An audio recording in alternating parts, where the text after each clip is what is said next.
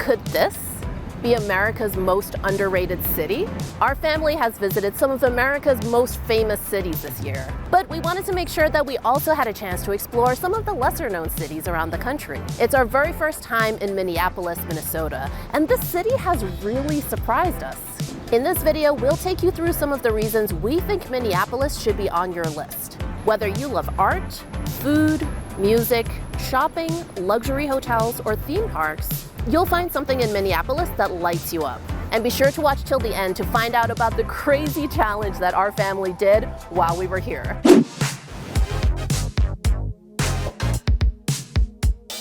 Did you know that many publications consistently rank Minneapolis as one of the top 10 cities for live music in the entire country?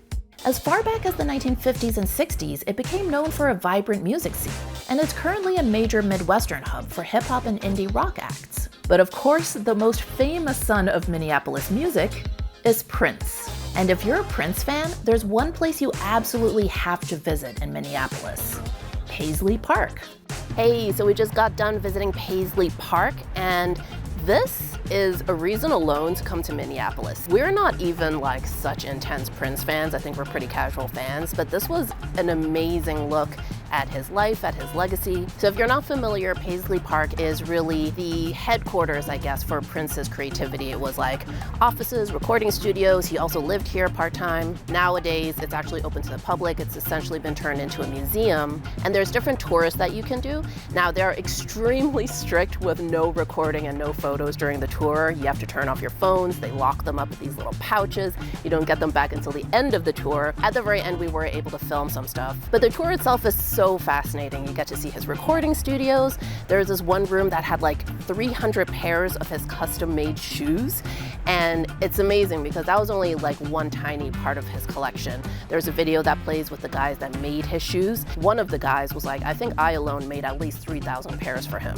The girls probably don't know his music that well compared to Michael Jackson, for example, and they even found the tour really interesting. So definitely recommend. I did not expect how much I was going to like really enjoy this tour, so definitely check it out if you're going to be here.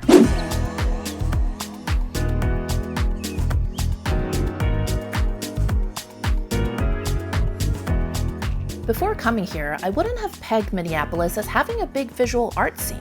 But USA Today recently voted Minneapolis' Northeast Arts District as the best in the country.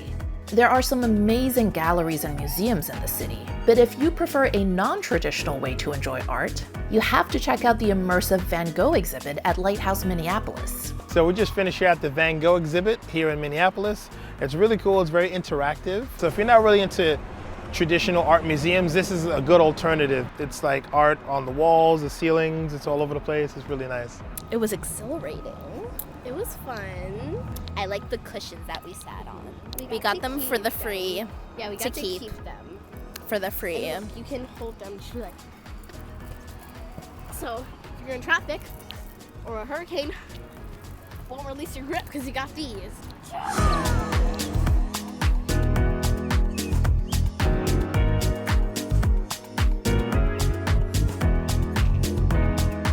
So we're at the Minneapolis Institute of Art, also known as MIA. Now, some locals call it MIA, but the museum actually prefers MIA as the acronym. And this museum is pretty amazing. I think one of the coolest things is that it's free, not just for students, not just for seniors, not just certain days of the week. It's free, completely 100% free all of the time. If there are any special exhibits going on, those are extra, but to gain access to the main collection, that's completely free all year round. So this museum has an amazing collection of contemporary art, more classic stuff, you name it, they've got it. And one thing that I really liked is that they have a lot of these rooms that are recreating period rooms. So they will have all original furniture from that certain era, make all the interior decor exactly the same. So there's one room that apparently is haunted. That room is colder than every other room in the museum for no reason. And when I walked in there, it was really creepy. So that's why the clip that you're gonna see is super short, because I didn't feel comfortable staying in there too long. So right now, one of the special exhibits they have is a Van Gogh exhibit.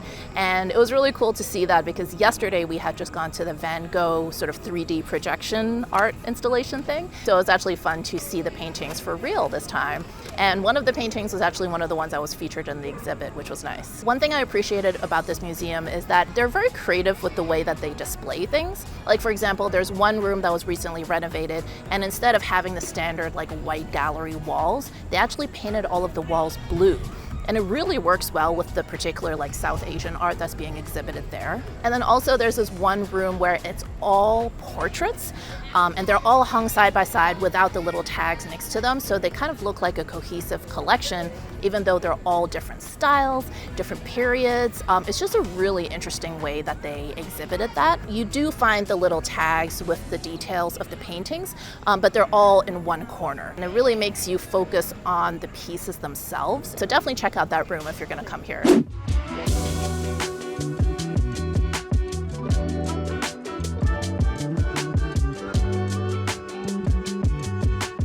Okay, so we're at the Four Seasons Hotel Minneapolis. It's a brand new hotel, and I'm not even kidding when I say that this hotel is a good reason to come to Minneapolis. And yes, of course the hotel is hosting us. Thank you, Four Seasons. But really, if you're a fan of luxury hotels the way we are, and you love getting to experience a new hotel and be one of the first guests to kind of like get that experience, this is seriously a good reason to come to the city. We've stayed at a lot of Four Seasons City hotels internationally and also within the US, and this is one of the best Four Seasons City hotels in the US right now. So I want to talk to you a little bit about this awesome room that we're staying in. So we are staying in a 1-bedroom suite with this amazing view of the lakes, the bridge. Everything's brand new. So I was told by one of the people that work here that we're probably like one of the first 10 people to actually stay in this room. So the bathroom at this hotel has been amazing. Not only does it have heated floors, heated marble floors, there's a huge tub,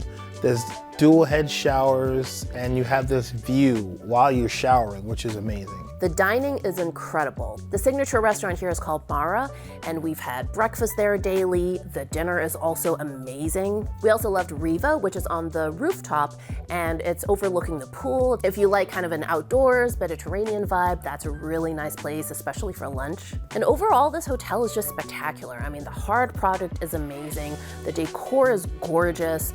The service has been really impeccable. Everyone's been so warm, so welcoming. And you can really tell that everyone's like truly excited about this new addition to the city. Our girls absolutely love the pools. There's an outdoor pool, and then there's also an indoor pool, which of course, you know, Minneapolis, it gets really cold here.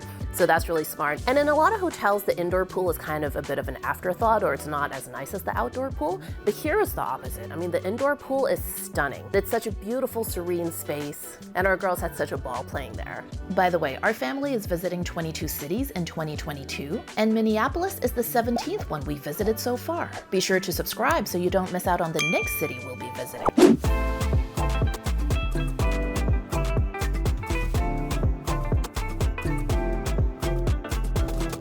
I have to admit that before coming here, I never thought of Minneapolis as a particularly diverse city. But Minneapolis is nowhere near as homogenous as I would have expected, thanks in large part to immigration. Nearly 12% of the population in the Twin Cities are foreign-born residents. Many of these immigrants are from Asian countries, like Laos, Vietnam, Thailand, and India, as well as from Mexico and Latin America. But the fastest growing group comes from Africa, particularly East African countries like Somalia and Ethiopia. And one of the best places to witness this mix of cultures is Global Midtown Market. This public market has fresh and prepared foods, restaurants, and arts and crafts from around the world. Hey guys, we're at Midtown Global Market with Trent and Sarah and the whole fam, and we're checking out the food here. If you're not already following Trent and Sarah at Rio Travelers, you should. Not only are they the cutest couple ever, but they get up to some amazing adventures on their travels. While we were having lunch, Trent and Sarah challenged us to do something a little crazy. Click that card up there to find out what it was. So what'd you get, Serge? I got Venezuelan food. So this is pulled pork, white rice, black beans, sweet plantains. Nice. And what did you get me? I got you Mexican American diner food. So we believe it's a chimichanga, but Yeah. not 100%. I am drinking bubble tea, and it's strawberry. And Ella, what flavor is yours? Cookies and cream. And I'm eating corn and sushi.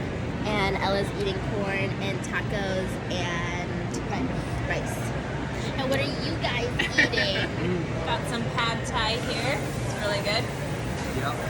And just some boring sesame chicken, but still fire.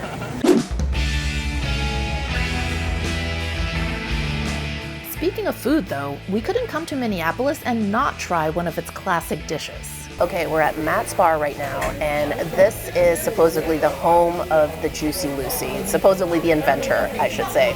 So if you're not familiar, Juicy Lucy is a variation of a burger. There's one slice of cheese between two patties, so it's supposed to be, as the name would suggest, quite juicy. There's a few spots in Minneapolis that make them well, and this is probably one of the best ones.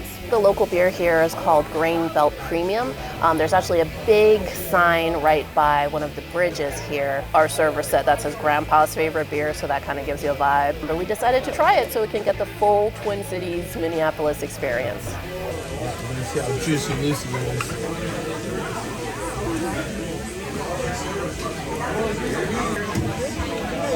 She's pretty juicy. Yeah, she's a juicy girl. She is. Now, one thing about Minneapolis that we cannot gloss over is that for the last few years, the city has been in the headlines for a very specific reason.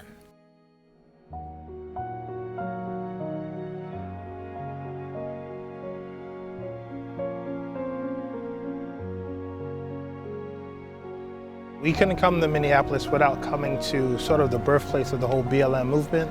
This is where George Floyd was murdered, so we just wanted to come and show our respects. So walking through here still feels very eerie right now. This happened over 2 years ago, and everyone still has like this numbness and quietness of this area. So it's been really, I'm glad we came. The kids needed to see this, so it's really important to me. And we hope with this tragedy, it will be some onward progression and things will get a little better, little by little, but we're hopeful. We hope that, you know, this country will get better and things like this won't ever happen again. Minneapolis is a city in flux. All around the city, even in its iconic beer, you can see reminders of its history as a center of industry. In the late 1800s, one of the biggest industries in Minneapolis was flour milling.